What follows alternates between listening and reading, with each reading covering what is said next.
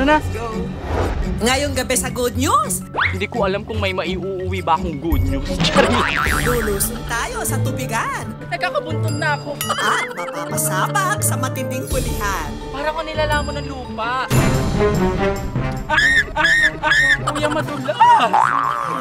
Para naman kaya saan? Uy, may nagalaw. Madulas-dulas kapag hinawakan. At madalas, kinatatakutan. Itim ang kulay at may mahahabang balbas o tipo sa mukha. Kalma lang, Good News Pips, dahil hindi monster ang aming tinutukoy ha. Kundi isdang mula sa tubig tabang. Kapuso, say hi sa masustansya at masarap na hito. At ang masarap na luto raw dito bukod sa inihaw, ibabahagi sa atin ng mga taga-Bulacan. Hihigop tayo ng sabaw ngayong nag-uulan. Ang vibe namin is mag-jowa daw. Tiga mo naman, mas pink pa yung labi ko sa'yo, bakla ka. Ang sparkle artist at content creator ni Spark Oliveros, sparkling with excitement at aariba na sa kanyang misyon. Ngayong araw ay nandito po tayo sa Bustos, Bulacan! Sa isang Hito farm po nila dito upang umaura, mag-retouch, sharing ching-ching. Makikipagsapalaran po tayo ngayong araw na ito sa mga hasang ng mga hitong ito. Handa na po ba kayo? Good news na nga raw ang hatid ng mga hito sa farm owner na si Rainiel. Nagsimula ako dito kasi family business din namin talaga to. Bata pa ako, nagsimula na kaming maghito. Ang kanilang hito farm, sinimulan lang daw nila sa isang maliit na palaisdaan. Hanggang sa lumaki na ito at umabot sa 7,000 square meters. Na kayang makapuno ng hanggang sa 100,000 piraso ng hito. Sa pag-maintain po ng tubig, at least twice a week, nagpapalit po ng tubig. Ang pakain po ng hito is twice a day. Umaga, tsaka po sa hapon. Kung good news para sa mga maghihito ang hatid ng mga catfish, Diyos ko, ito na. First time kong mangunguha ng hito. Kinakabahan ako. magawa naman kaya ni Mark ang kanyang misyon na manghuli ng mga nakakatakyut na hito? Sasamahan naman tayo ni Kuya Rainiel. Ayan. Halika kuya. Mo kong iiwanan ha. Pag ako natusok-tusok dyan. Kalma, Mark. Kayang-kaya mo yan. Mark my word. Para ko nilalamon ng lupa. Palalim ba ito ng palalim? Oo, palalim. Saan ako mangunguha? Ha? Sa panghuhuli ng hito, gumagamit lang ng lambat. Saka ito ibinababa sa tubig para pumasok ang mga isda. Mukhang struggling ang beauty ni Mark ha sa panghuhuli ah. Mag-iisang oras na akong nandito ha. Wala pa rin ako nakukuha kahit isa. Tiyaga lang, Mark. Pasasaan ba't makakahuli ka rin ng hito? Uy, may nagalaw! May nagalaw! Oy! Aba, Mark, mukhang nakarami yata kayo ng huli ah. Paano ba ito hawakan? Ang tamang paghawak, pag ganito, pipigilin mo sila sa dalawang ganito. Ganito yung paghawak ng hito. Tamang Ganyan? para hindi ka nila matibo. Paano? Natatakot ako.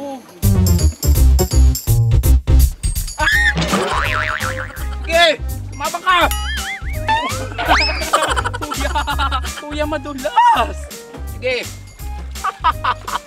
Kuya, paano naman natin malalaman kung may gender ba sila? Oh, meron. Kung lalaki at babae? Ayan, yung hawak mo ngayon, lalaki yan. Bakit? Ayan, nakikita mo yung parang ano sa Ay. kanya. Ayan, lalaki yan. Ito naman yung babae. Ayan. Parang maliit- parehas mas, lang. Mas maliit yung sa babae. Tsaka meron siyang lumalabas na itlog. Paano naman pag LGBT malalaman nyo din? Tatanungin natin sa kanila kung meron.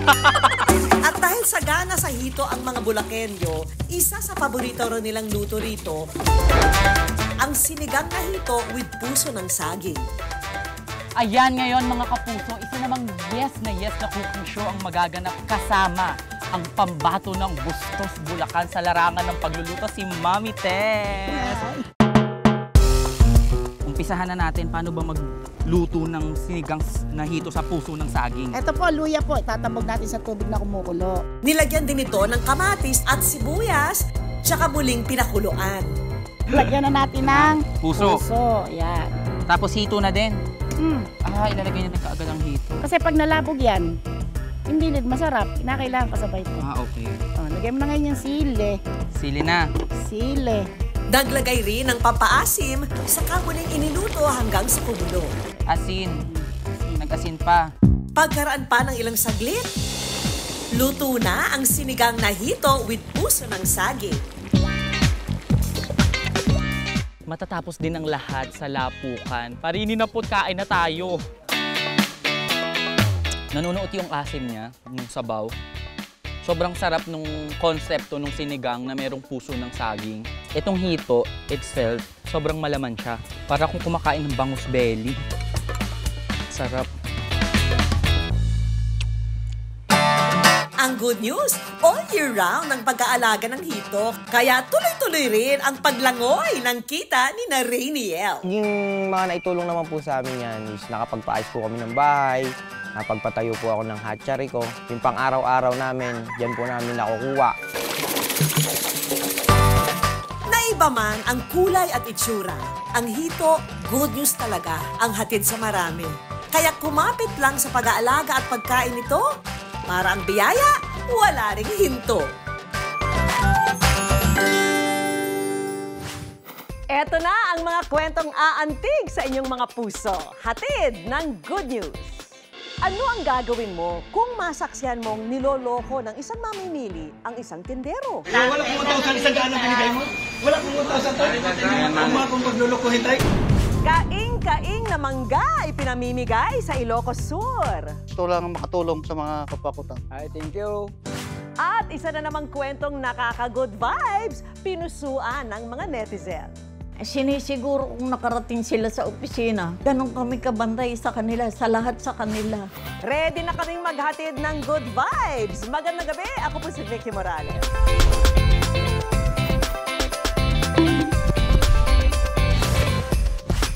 Paano kung masaksihan mo na niloloko ng isang customer ang tindero? Yan po ang eksena sa aming eksperimento. Binigay ko! Wala kung 1,000 hindi ako manuloko tayo. 1,000 Base sa video na ito, dalawang lalaki ang nag-aaway dahil sa pera. Ang lalaking customer, sinasabing 1,000 piso raw ang ibinayad niya sa tuwalyang binili niya. 1,000 binigay ko! Habang ang tindero, iginiit na 100 piso lang ang natanggap niya. Pira ko lahat yan. Pera niya, wala hindi ako manuloko. Pira ko tayo. Wala kung 1,000 isang daan ang binigay mo? Wala kung 1,000 tayo? Kung paglulukuhin tayo? Sa gitna ng kanilang pagkatalo, ang ibang mga tao nakialam na. Ano nga ba talaga ang nangyari sa video na ito? Sa kahabaan ng kalsada nito sa Baclaran, nakilala namin si Rene, ang tindero sa viral video. Yan, balot. Tapos nagbigay siya 100. Maya-maya, umalis siya. Maya-maya, bumalik. 1,000 daw yung pira niya. Sabi ko, 100 lang pira mo ah. Tingnan mo yan. Ano po? Oh, wallet. Binalaklat ko yung wallet. Lahat na. Eh, malampag na siya kaya 1,000 daw pira ko. Ano akong lukuhin tayo? Kung 1,000 pa yun, hindi ko yan tatanggapin. Kasi wala akong pang sukli. Eh, sabi ko, pulis mo ako para kung sinong ano sa atin. Kung sinong nanloko sa atin. Imbis na nakasabit sa pwesto ang mga shorts na kanyang itinitinda, sa bewang niya ito nakahanger habang inilalako. Kasi wala kaming pang-upa ng pisto. Mahal ang bayan. Ang kita niya raw dito, halos 500 piso kada araw.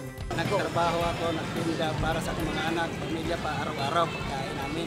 Kaya naman, importante sa kanya ang bawat sentimong kanyang maibebenta. Sa 15 taon ng araw niya sa pagtitinda rito, unang beses daw niyang maranasan ang ganoong eksena. Buti na lang din daw at may ibang nangialam at tinulungan sila sa sitwasyong ito. Matagal na yan dito, nagtitinda, matagal na. 2,000 siguro dito nagtitinda yan. Ano naman ba maayos? Okay naman. Sinubukang hanapin ng Good News team ang customer sa viral video, pero hindi ito natagpuan dahil walang pagkakakilanlan. Sa ganitong sitwasyon, huwag dapat magpapamodus. Ikaw man ang tindero o bumibili. Kaya yan ang gagawin nating hugot sa ating eksperimento.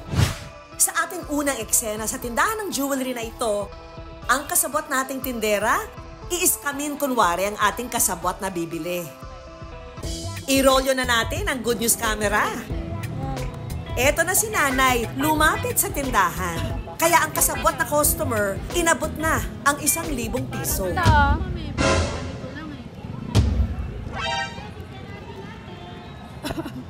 yung sukli mo, Teo.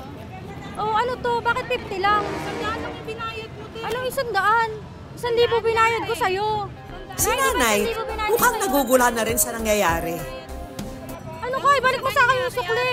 100 binayad ko sa kanya, Nay. Nakita mo, di ba? Magkano? 100 lang. Oh. Ito na ngang si nanay, kinapkapan pa ang ating kasabwat. Time to reveal, nanay! From GMA po kami na social experiment lang. Ayan po yung camera po sa akin. Ay, harap po kayo sa camera. Ayan po yung camera nito. Minsan na ganyan na din ako eh. Yung sukli kulang-kulang. Ba't po kinakapkapan na sa Kasi baka baka merong inabutan, yung mga kasabwat. Yung talaga nakita mong mali yung ginagawa sa kapwa mo, tulungan mo. Salamat ha, Nanay Fe. Para sa susunod na eksena, lumipat naman tayo ng pwesto. Sa jeep kung saan ang mga pasahero makikita at mahahawakan mismo ang pera na iaabot ng ating kasabwat. Sa eksena nito, ang pasahero naman ang gagawin nating scammer.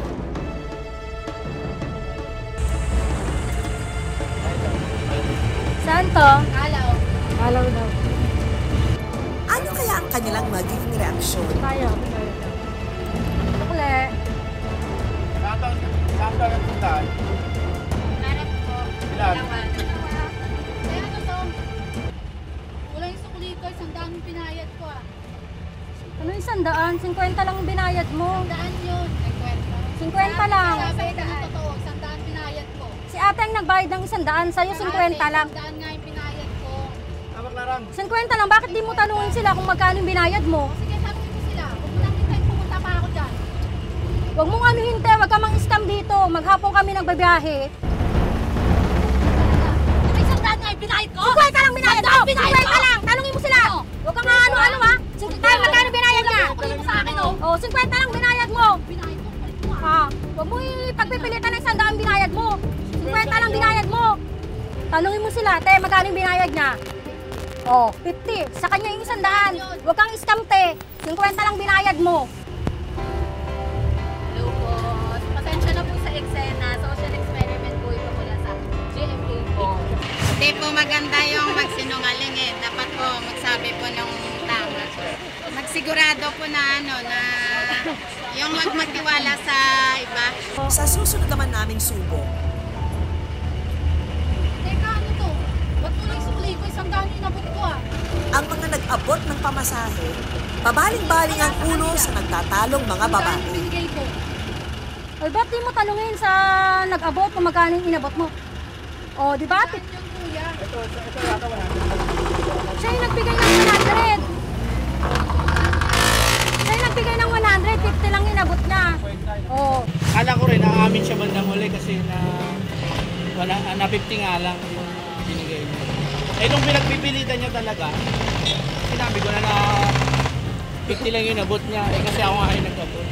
Okay na nga sana namin ni ate kasi talagang ako yung nag-abot ng pera. Sa ganitong sitwasyon, dapat maging alisto dahil ang pera, mahalaga at hindi lang napupulot kung saan. Pag nasa tama, ipaglaban at huwag hahayaang magpabudol sa iba. Hinog na mga mangga, libreng ipinamimigay. Imbes kasi na mabulok, free for all na sa mga kapitbahay. Nabalita kamakailan ang pagtatalo ng 2 lalaki sa Binangonan, Rizal na nauwi pa sa pananaksak.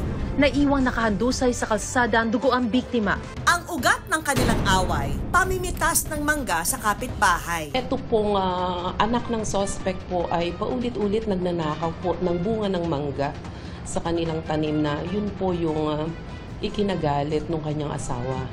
Sa kabila ng malungkot na balitang yan, kakaibang kwentong mangga naman ang aming nalaman. Dahil dito raw sa bayan ng Salcedo sa Ilocos Sur, hindi ninanakaw. Sa halip ay ipinamimigay lang ang mga hinog na mangga. Ang mangga na nagkakahalaga ng 150 pesos pataas kada kilo, free lang dito. Sino kaya ang may pakulo nito? Pinusuan kamakailan ng mga netizen ang picture na ito sa Facebook. Sa post kasi, makikitang ang mga supot ng manggang nakasabit sa palibot ng isang bahay, pwedeng kunin ng kahit sino. Good job! God bless you more. Wow, galing! Good job, Idol. Keep it up. Ang may pakulo ng libreng mangga na ito, ang 37-year-old na si Jomar. Gusto lang makatulong sa mga kapwa-kutang. Pagsasaka ang pangunahing hanap buhay ni Jomar. Nagtatanim siya ng palay tuwing wet season at tuwing dry season naman, konting gulay at tabako. Ngayong araw na nga, naabutan pa namin si Jomar na naglilinis ng pilapil. Malapit na raw kasi ang harvest season ng tabako. Sapat naman, dadalawan kami ng mother ko. Sapat naman para sa aming dalawa. Ang kanyang kita, pangsuporta niya raw sa anak na nag-aaral sa Canada. Ang kanyang asawa naman, nasa Canada na rin at katulong niya sa pagtatrabaho bilang kasambahay. Kaya ang nanay niya na lang ang tanging kasama niya sa bahay. Mabuti naman po, nakakaraos din ng araw-araw na pangangailangan. Ayon kay Nanay Rosemary, likas daw sa kanyang anak ang pagiging mapagbigay. Pupunta sila sa ilog, mga kasama niya, kahit wala na siyang iuwi, ipinabibigay sa mga kasama niya. May 2 puno raw ng mangga ang lolo ni Jomar na sa tuwing namumunga, pinaghahati-hatian nilang magkakaanak. At ang parte ni Jomar, ipinamimigay raw talaga niya sa mga kapitbahay. Ngayong season kasi ng harvest ng mangga, marami yung bunga. 4 na sako kada isang tao. Ayun, 2 lang kami sa bahay. Imbes na masira lang, sinupot-supot ko na at sinabit sa harap ng bahay namin. Ayon kay Jomar, dahil sa dami ng volume ng mangga na naaani sa bayan nila, bumagsak ang presyo nito ng 5 piso kada kilo. Kaya imbes na ibenta, pinamigay na lang niya ito sa mga kapitbahay. Mabilis naman daw itong nauubos, kaya kada umaga, nakaka-4 na batch pa siya ng isinasabit na mga subot. Natuwa ako kasi ang dami namang mangga at sa kadalawa lang naman kami, naisip ko pag kain ka ng mangga, siyempre tataas ang sugar mo, di pamigay na lang sa mga walang mangga. Kaya naman ang mga kapitbahay ni Nanay Rosemary at Jomar, laking pasasalamat sa libreng mangga. Thank you, Sir Jomar. Maraming salamat. Thank you, Jomar. Pero kung meron daw talagang pinaka-nagagalak sa tuwing may bagong harvest na mangga sina Jomar, yan ay walang iba kundi ang dati niyang katrabaho sa barangay na si Mang Nestor. Nakatanggap ako noong last week ng Mayo. Dineliver ito sa akin, sir.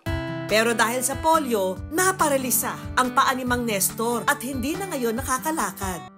Sa ngayon, tigil bahay na muna siya at abala sa kanyang munting tindahan. Isa na nga raw sa nagpapasaya ngayon sa matanda ang paborito niyang prutas na mangga. Sa katunayan, palagi raw siyang nagre-request kay Jomar na bahagian siya kapag may bagong ani sila. Kaya laking tuwa raw niya nang bigyan ng mangga. May paprutas na, may libreng ulam pa. Napakasaya at yung kailangan din kasi yun, ulam din. Kaya naman ngayon, it's payback time. Kung nagbigay si Jomar ng mangga, si Mang Nestor naman mamimigay ng papaya. Ayan, Jomar, may isa ka na namang puno na paanihin para makapagbigay ulit sa inyong mga kapitbahay. Thank you. Okay.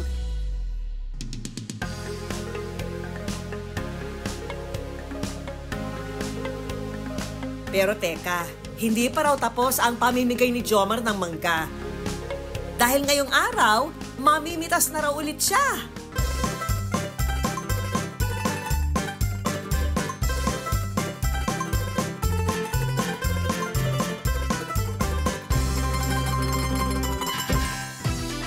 Pero sa pagkakataong ito, free mangga na, free delivery pa. Yung mga hindi nakakuha sa nakasabit, nag-request sila na padalhan. Yun, diniliberan ko yung mga iba. Salamat, Jomar, sa binigay mong mangga.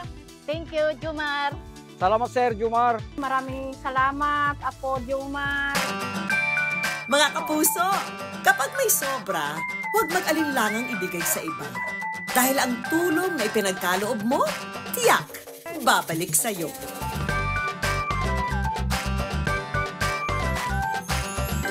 Thank you, Uncle.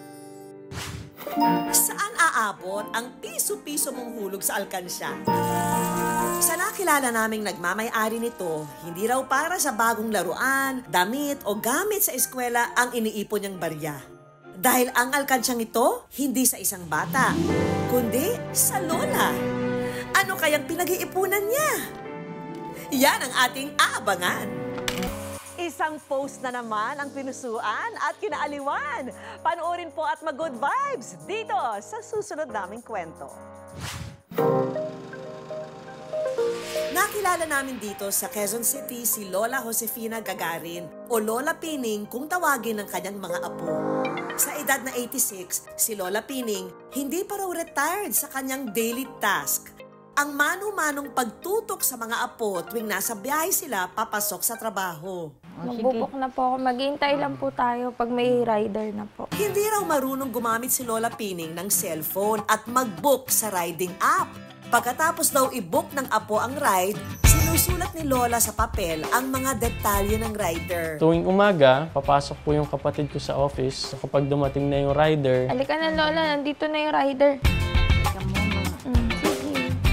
Ingatan niyo po yung apo ko. God bless you po. Maraming salamat. Pag-ingat kayo, mabuti. lalabas na si Lola, i-chit-chat niya si yung rider na, Mano, mag-ingat po kayo, ganito. Apo ko po yan. Then after pagpasok dito, tatawagin niya na yung either ako po o yung mother ko. Papatrack niya na yung app kasi gusto niyang bantayan. Tapos papanoorin niya po yung app, gumagalaw po ba or anything. Hintayin niya po, hindi po siya makakakilos sa iba niyang gawain hanggat hindi niya nakikita. Ang aktwal na gawain ni Lola, kinuhanan at ipinost ng apong si Ali online. Ganun lang po talaga yung way niya para mapakita kung paano niya kami inaalagaan. Yung pagmamahal po niya bilang lola, talagang umaabot sa point na hinihintay niya kami. Maghihintay siya sa labas ng gate. Siguro yun po yung way niya para mapakita sa amin na ganun niya kami minamahal, inaalagaan. Sinisiguro kong nakarating sila sa opisina at pagkatapos sinisiguro ko din na maayos sila. Ganon kami kabantay sa kanila, sa lahat sa kanila. Ayan, Lola. Ito po yung pipindutin nyo. Kaya sa araw na ito, ang aming misyon, maturuan si Lola Pining na gumamit ng makabagong cellphone at mag-book ng ride para mapagaan ang kanyang pagbabantay. Para next time kayo na magbubok sa amin. Kung matututo. Makakabook kaya si Lola Pining para sa kanyang apo na si Princess? Malapit sa magkakapatid na Princess at Ali si Lola Pining. Laking lola na raw sila simula noong umuwi sa Pilipinas galing Dubai. Around 2010 po, umuwi kami dito dahil sa yung mga kamag-anak po namin. Isa-isa na silang napunta sa abroad. Walang magsasama kila Lola dito. So nag-decide po yung family namin na dito na muna mag-settle down para may kasama po sila Lola. Mahigpit daw ang sinturon ni Lola Pining pagdating sa kanyang mga apo. Kapag kinukumbida po ako ng mga friends ko sa labas, gusto po niya malaman kung sino po yung sasamahan ko. Sabi ko, paghahanap ka ng boyfriend, yung mabait, yung totoo, masipag, kahit na mahirap ang tao, basta masipag siya. Dapat po magpaalam muna sila dito sa bahay, kung anong oras kami aalis, anong oras kami uuwi. Kamukha ni Princess, siguraduhin niyang siya lang ang mahal. Dapat yung mahal na mahal siya at saka tapat.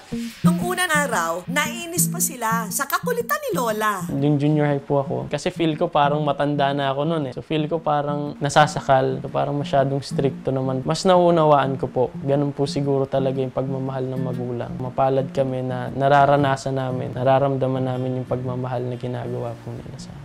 Ito na nga, at habang tinuturuan ni Ali na mag-book si Lola Pining sa paggamit ng cellphone. Oh, may tumatawag, Lola. Ay, ang anak ngay. Ang surprise call ng isa sa mga anak niya sa Amerika. Okay lang anak. Eto, may shooting dito. Artista. Nagiging makakalimutin man daw dahil sa kanyang edad. Aba, pagdating daw sa mga apo niya, matalas ang kanyang memorya. Yung mga bata, si Elise, kamusta? Okay naman po, mabuti naman. Magkakasama silang tatlo. Sikat na kayo, pwede ba pag uwi namin, pirmahan niyo yung damit ko? Loko. Ang pagmamahal ni Lola sa kanila, hindi lang daw nakaukit sa kanyang puso at memorya. Nakamarka pa sa mga papel na ito na ibinigay niya sa mga apo. Nung bata po ako, every time na sila ni Lolo, no, pag may birthday po sa amin, kahit nandito lang kami sa bahay, magte-text pa po yun sa akin. Si Lola naman, kung minsan ay gumagawa ng sulat, naka-envelope, gawa siya ng short message. Minsan naghuhulog pa sila ng 50, 100. Happy birthday, Ali. Sana maging maligaya sa lahat ng panahon ng iyong kabataan. Maging matalino, mabait, at mabuting mag-aaral. Happy birthday. Love, Lola. At sa pagkakataong ito, si Ali naman daw ang magsusulat ng liham para sa kanyang Lola Pining. Salamat at napakarami sa lahat-lahat ng pagmamahal at pag-aalaga niyo po sa amin. Ngayon kami naman po ang bahala sa inyo. Nawa patuloy pa namin kayong makasama para maggabayan ninyo po kami sa aming pagtanda. Mahal na mahal po namin kayo. Nagmamahal, Ali. Ang sweet, hindi ba? Lola, ito yung alkansya niyo po, oh. Sa kabila ng araw ng kanyang edad, si Lola inaisipan pang bumili ng alkansya. Hinuhulugan niya ito ng tig-pipiso araw-araw. May gusto raw kasi siyang ibigay sa apo para sa safety nito na kailangan pang pag-ipunan ng matagal-tagal.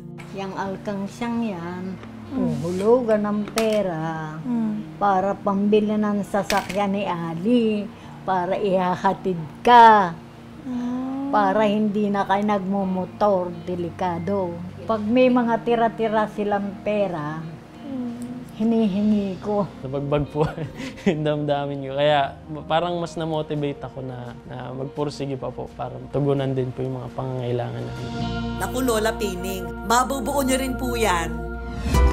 Samantala, mabalik na nga tayo sa misyon natin kanina. Successful kaya ang cellphone tutorial at sample booking ni Lola Pining? Yan. Tapos, book. Ayan. Ngayon, maghihintay na tayo. Ayan na yung rider. Nakapag-book na tayo. Pag dumating na yan, Lola, yun na, ganun tayo magbubook po. Mission accomplished for Lola Pining. O ha, wala kayo sa Lola ko. Sobrang thankful po ako sa presence ni Lola. Siya po talaga yung... kung wala po si Lola, siguro wala po kami. Ipinaramdam niya po sa amin yung pagmamahal ng isang magulang. Sana humaba pa yung kanyang buhay. Thankful sa lahat ng mga payo niya, yung mga gabay niya sa amin. Para sa mga kapuso natin dyan, nakapiling pa ang mga lolo't lola nila. Maswerte kayo. Kaya naman, kasabay ng inyong pagtanda, pugpugin niyo pa rin sila ng pagmamahal at pag-aaruga. Para sa iba pang mga kwentong may puso, inspirasyon at good vibes, i-follow lang ang Facebook page ng Good News at GMA Public Affairs. Mag-subscribe na rin sa GMA Public Affairs YouTube channel and don't forget to hit the bell button for our latest updates. Naway na aliw po kayo sa mga hatid naming kwento. Magkita-kita ulit tayo ha sa susunod na Sabado. Ako po si Vicky Morales at tandaan, basta puso, inspirasyon at good vibes, siguradong good news yan.